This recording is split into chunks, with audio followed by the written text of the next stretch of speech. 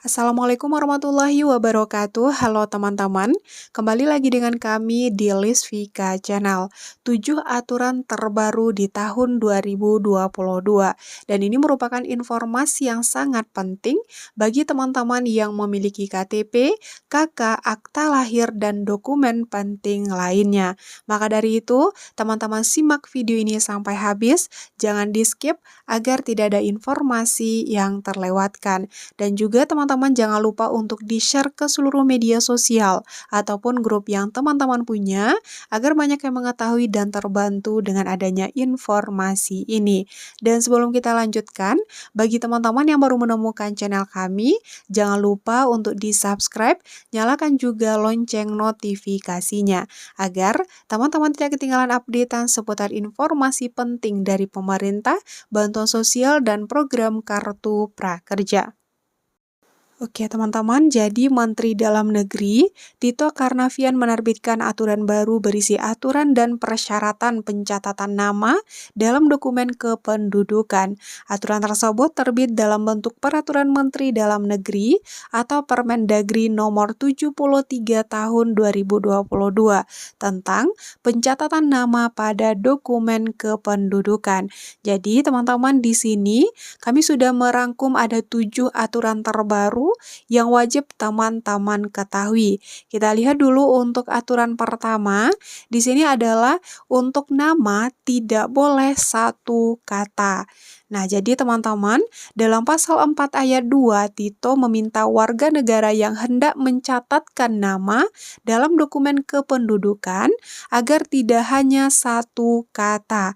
Selain itu, maksimal huruf dalam nama yaitu 60 huruf. Kemudian teman-teman, di sini juga disampaikannya bahwasanya jumlah huruf paling banyak 60 huruf, termasuk spasi dan jumlah kata paling sedikit 2 kata. Demikian bunyi aturan ayat 2 pasal 4. Kemudian teman-teman kita lanjut ya, untuk aturan penting yang kedua, di mana ini berkaitan tentang nama gelar pendidikan. Kemudian juga adat, keagamaan bisa ditulis di IKTP. Nah, ini sejalan dengan aturan yang diungkapkan dalam pasal 5 ayat 1, dijelaskan bahwa gelar pendidikan atau adat atau keagamaan seseorang dapat ditulis dalam IKTP dan kartu keluarga. Tata cara pencatatan nama pada dokumen kependudukan meliputi yang pertama menggunakan huruf Latin sesuai dengan kaidah bahasa Indonesia. Kemudian yang kedua teman-teman, nama marga, famili atau yang disebut dengan nama lain dapat dicantumkan pada dokumen kependudukan. Dan yang ketiga, gelar pendidikan, adat, dan keagamaan dapat dicantumkan pada kartu keluarga dan kartu tanda penduduk elektronik yang penulisannya dapat disingkat. Kita lanjutkan teman-teman untuk aturan yang ketiga ya, di mana di sini terkait tentang gelar pendidikan, adat, keagamaan dilarang ditulis di akta pencatatan sipil. Sebelumnya, untuk aturan kedua ini boleh diungkapkan di IKTP. Tetapi untuk aturan ketiga, gelar pendidikan, adat, keagamaan dilarang ditulis pada akta pencatatan sipil. Jadi teman-teman di sini perlu teman-teman garis bawahi, meskipun gelar seseorang boleh dicantumkan di IKTP dan kartu keluarga. Dalam pasal 5 ayat 3, gelar tersebut dilarang untuk dicantumkan pada akta pencatatan sipil. Nah, akta pencatatan sipil adalah dokumen yang diterbitkan oleh instansi pemerintah yang menyelenggarakan pencatatan sipil meliputi 5 jenis, yaitu kelahiran, kematian, perkawinan, perceraian, dan pengakuan anak. Nah, jadi untuk tata cara pencatatan nama pada dokumen kependudukan dilarang. Yang pertama disingkat, kecuali tidak diartikan lain. Kemudian yang kedua menggunakan angka dan tanda baca. Yang ketiga mencantumkan gelar pendidikan dan keagamaan pada akta pencatatan sipil. Jadi jelas bedanya ya teman-teman, untuk gelar, kemudian gelar pendidikan, adat, keagamaan, itu itu boleh dituliskan di IKTP atau KK, tetapi tidak boleh dituliskan di akta pencatatan sipil, seperti halnya akta kelahiran, kematian, perkawinan, perceraian, dan pengakuan anak. Dan untuk aturan yang keempat di sini teman-teman berkaitan tentang nama yang dicatat tidak boleh multitafsir. Jadi Kemendagri juga mensyaratkan agar nama yang dicatat dalam dokumen kependudukan tidak boleh multitafsir. Artinya di sini mudah dibaca, tidak bermakna negatif, dan tidak multitafsir atau tidak banyak arti. Nah, di sini juga dijelaskan teman-teman, jika warga atau masyarakat Indonesia melanggar, dokumen kependudukannya tidak dapat diterbitkan.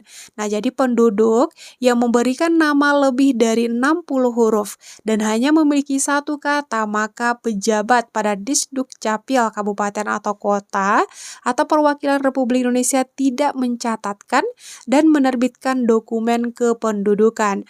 Aturan ini diatur dalam pasal 7 ayat 2. Nah, bagaimana untuk teman-teman yang sudah terlanjur namanya satu kata, ini kemungkinan besar masih dimaafkan teman-teman. Intinya untuk teman-teman yang ingin memberikan nama anaknya, usahakan tidak satu kata lagi. Nah, teman-teman kita lanjut ya untuk aturan yang kelima. Di sini teman-teman berkaitan tentang jika seandainya teman-teman pengen pindah tempat tinggal, jadi aturannya pindah penduduk dalam satu kabupaten atau kota itu cukup menunjukkan KK, tidak perlu surat pengantar. Namun jika pindah antar kabupaten, kota, atau provinsi, ini baru pakai surat penghantar. Dan untuk aturan yang keenam teman-teman berkaitan tentang perbaikan data. Jika seandainya terjadi kesalahan data dalam dokumen-dokumen penting, silahkan teman-teman langsung perbaiki di Dukcapil. Karena masih banyak penduduk Indonesia yang punya keterangan nama yang berbeda di masing-masing surat. Nah, jadi teman-teman nggak perlu melakukan sidang pengadilan untuk perbaikan nama tersebut.